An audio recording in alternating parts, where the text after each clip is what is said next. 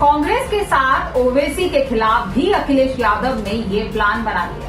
नमस्कार, मैं नेहा, आप देख रहे हैं नया भारत टीवी। समाजवादी पार्टी अब खुलकर खेलना चाहती है। लोकसभा में तीसरी सबसे बड़ी पार्टी बनने के बाद अब अखिलेश यादव खुलकर बैटिंग करना चाहते हैं। जानिए क्या है प्लान। अखिलेश यादव को तो जैसे हरियाणा के चुनाव रिजल्ट का इंतजार था, वो कांग्रेस की हार होते ही उन्होंने अपना पॉलिटिकल गियर बदल लिया है।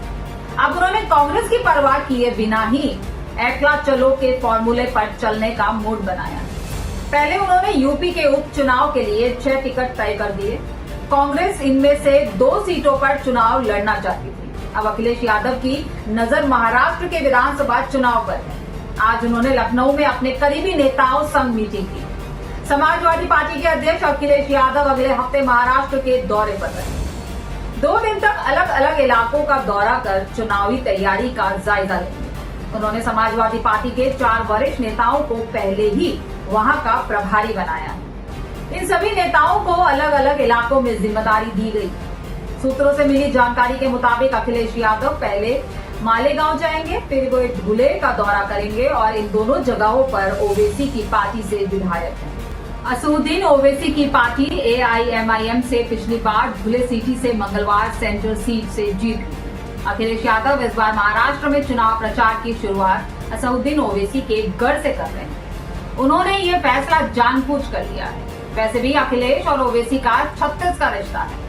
लोकसभा चुनाव में मिली शानदार जीत के बाद से ही समाजवादी पार्टी अध्यक्ष का जोश हाई है। वे यूपी से बाहर पार्टी का विस्तार करना चाहते हैं।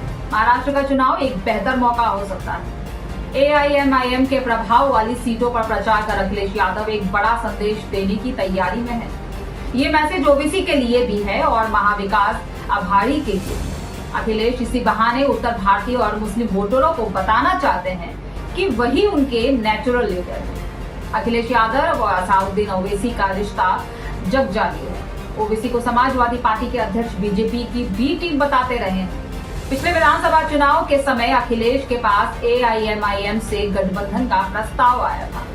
जब समाजवादी पार्टी की तरफ से कहा गया था कि ओवैसी के साथ आने से बीजेपी को फायदा होगा। ओवैसी के बयान से सांप्रदायिक ध्रुवीकरण हो जाता है। ओवैसी का आरोप रहा है कि अखिलेश यादव और बीजेपी में अंदर का रिश्ता है। AIMIM चीफ कहते हैं कि समाजवादी पार्टी में मुसलमानों को सिर्फ दरी बिछाने का काम मिलता है। मलाई तो बस यादव समाज के लोग खाते हैं। कांग्रेस और समाजवादी पार्टी के गठबंधन में कई तरह की गांठ अब दिख रही है। लोकसभा चुनाव के बाद समाजवादी पार्टी देश में तीसरी नंबर की पार्टी बन गई। अखिलेश यादव इस बार महाराष्ट्र में कम से कम 12 विधानसभा सीटों पर उम्मीदवार उतारने के मूड में है। पार्टी ने विधानसभा की 22 सीटों की पहचान की है। इन सीटों पर बिहार और यूपी के वोटरों का दबदबा है या फिर मुसलमानों का। पिछले चुनाव में समाजवादी पार्टी बस 2 ही सीट जीत पाई थी। भिवंडीपुर से रसई शेख और मानखुर्द शिवाजी नगर से आबू आजमी समाजवादी पार्टी के विधायक हैं, लेकिन इस बार भी दावेदारी कई और भी सीटों पर है। क्या कांग्रेस और उनकी बाकी सहयोगी पार्टियां इसके लिए तैयार होंगी? अखिलेश यादव के एक करीबी नेता कहते हैं, तारीफ दोनों हाथों से बचती है। इस वीडियो में इतना ही। वीडियो अच्छी लगे तो शेयर कर दीजिए। हमारे चैनल नया भारत टीवी को सब्सक्राइब कर दीजिए और यदि कोई सुझाव देना चाहते हैं तो कमेंट बॉक्स में आपका स्वागत है। नमस्कार।